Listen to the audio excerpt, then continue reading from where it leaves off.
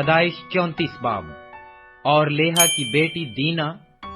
جو یعقوب سے اس کے پیدا ہوئی تھی، اس ملک کی لڑکیوں کو دیکھنے کو باہر گئی۔ تب اس ملک کے امیر حوی ہمور کے بیٹے سکم نے اسے دیکھا اور اسے لے جا کر اس کے ساتھ مباشرت کی اور اسے ذلیل کیا،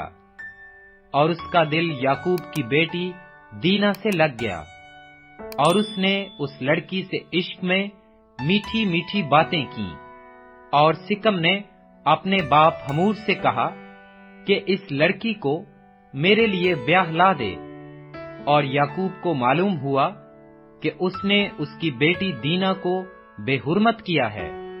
پر اس کے بیٹے چوپایوں کے ساتھ جنگل میں تھے، سو یعقوب ان کے آنے تک چپکا رہا۔ تب سکم کا باپ ہمور نکل کر یعقوب سے بات چیت کرنے کو اس کے پاس گیا، اور یعقوب کے بیٹے یہ بات سنتے ہی جنگل سے آئے۔ یہ مرد بڑے رنجیدہ اور غضبناک تھے، کیونکہ اس نے جو یعقوب کی بیٹی سے مباشرت کی تو بنی اسرائیل میں ایسا مکروہ فعل کیا جو ہرگز مناسب نہ تھا۔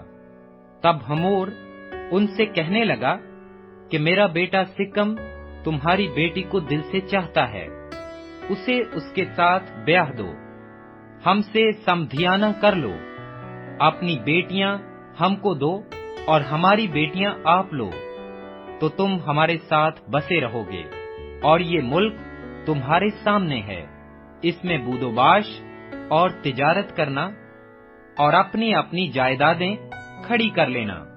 اور سکم نے اس لڑکی کے باپ اور بھائیوں سے کہا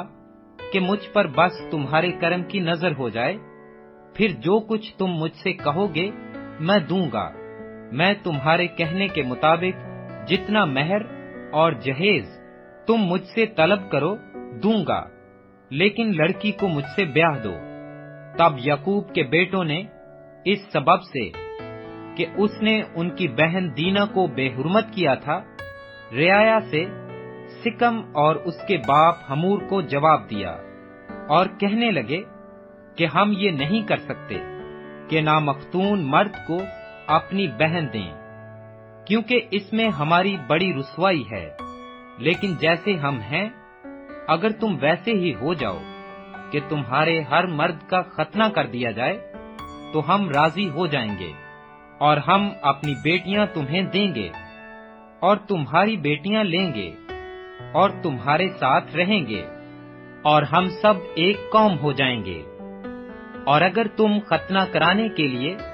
ہماری بات نہ مانو تو ہم اپنی لڑکی لے کر چلے جائیں گے۔ ان کی باتیں ہمور اور اس کے بیٹے سکم کو پسند آئیں،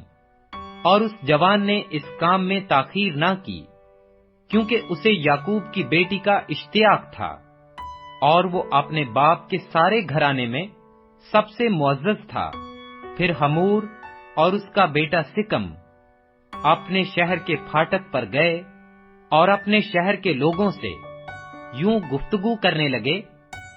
کہ یہ لوگ ہم سے میل جول رکھتے ہیں، پس وہ اس ملک میں رہ کر سوداگری کریں، کیونکہ اس ملک میں ان کے لیے بہت گنجائش ہے، اور ہم ان کی بیٹیاں بیاہ لیں اور اپنی بیٹیاں ان کو دیں،